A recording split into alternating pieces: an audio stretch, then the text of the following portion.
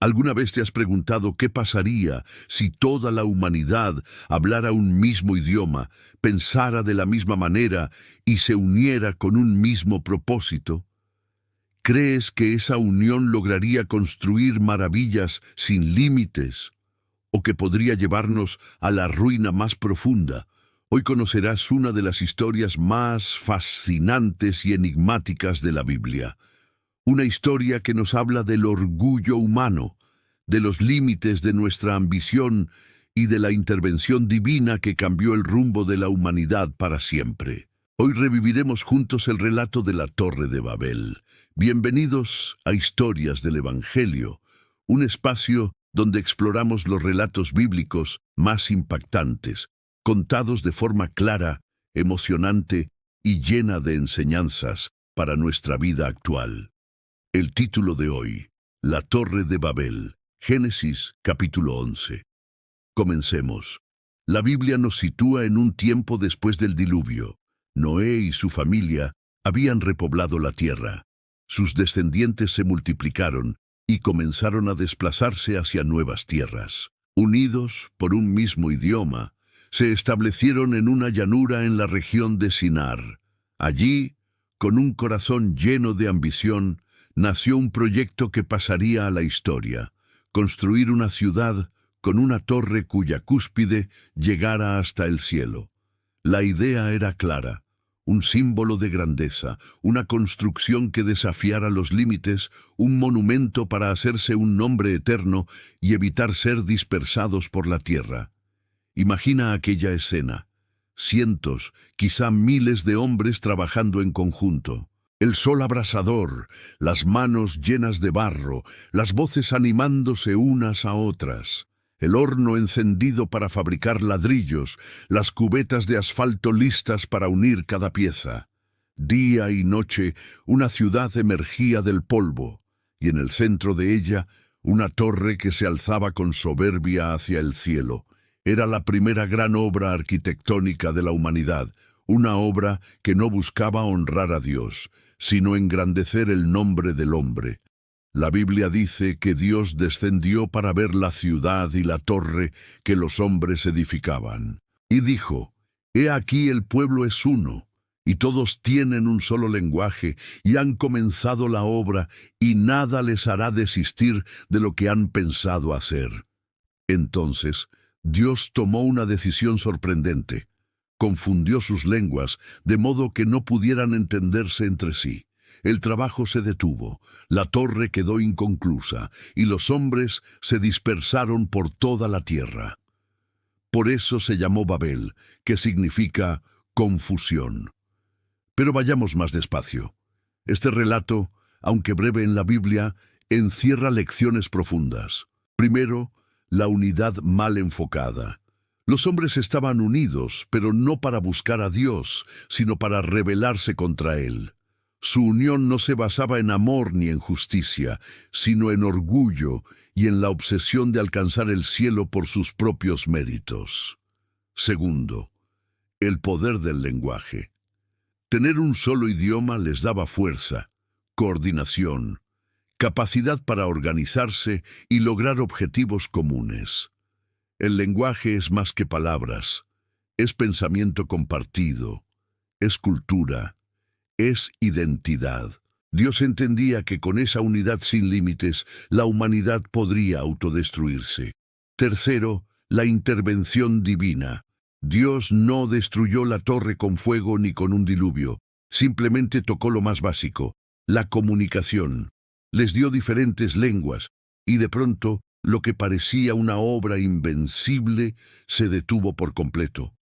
El orgullo humano fue desarmado con un recurso sencillo. Imagina estar allí.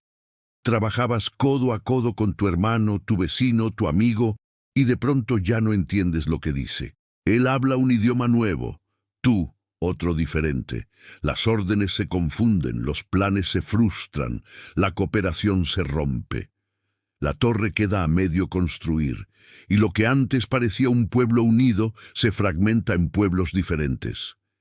Ese momento marcó el origen de las lenguas y de las naciones.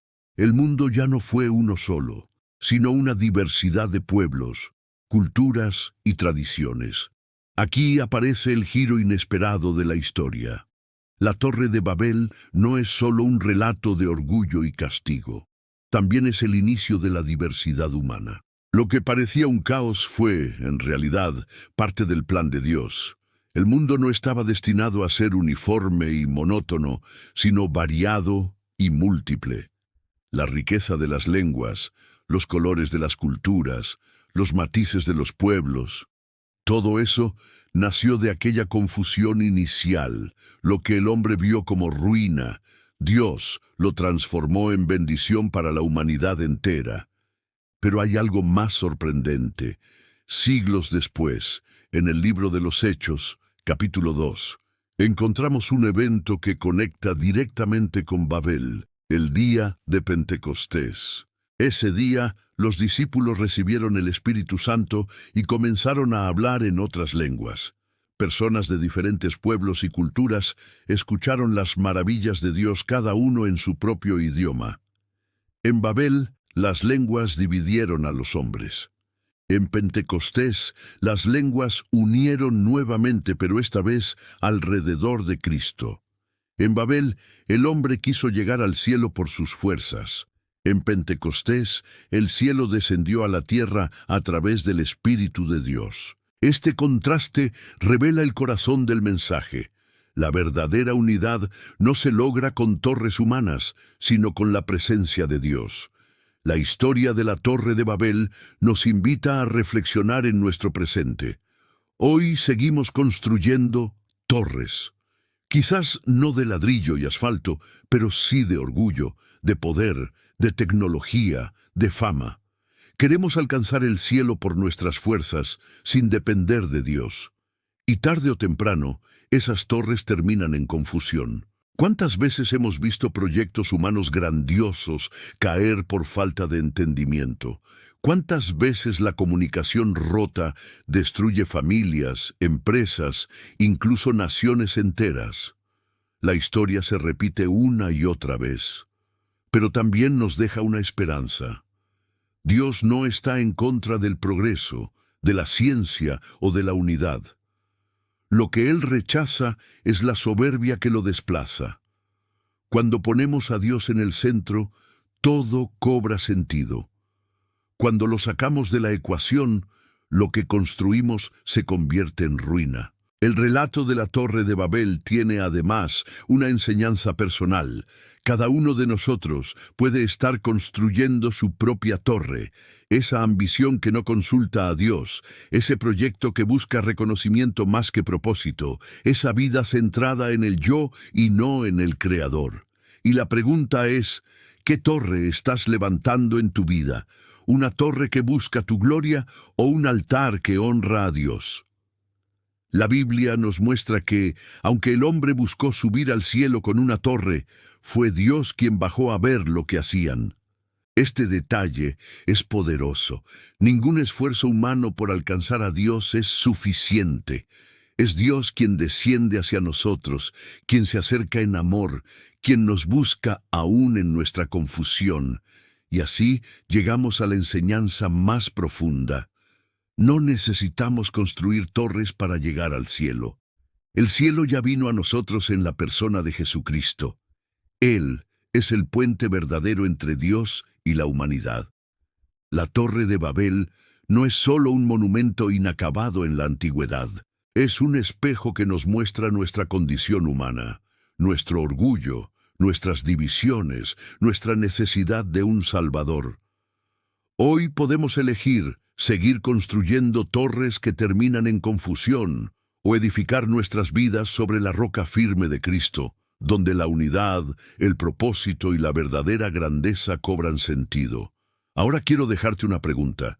¿Qué torre estás construyendo en tu vida? ¿Es una torre para engrandecer tu nombre o un altar que glorifica el nombre de Dios? Déjamelo en los comentarios, me encantaría leerte. Y no olvides suscribirte a Historias del Evangelio para seguir descubriendo relatos que no solo cuentan el pasado, sino que iluminan tu presente y transforman tu futuro. Activa la campanita para no perderte ninguno de nuestros próximos videos y comparte este mensaje con alguien que necesite recordar que no se trata de llegar al cielo por nuestras fuerzas, sino de permitir que el cielo entre en nuestra vida. Porque al final, la verdadera grandeza no está en las torres que construimos, sino en la fe que nos une al Creador.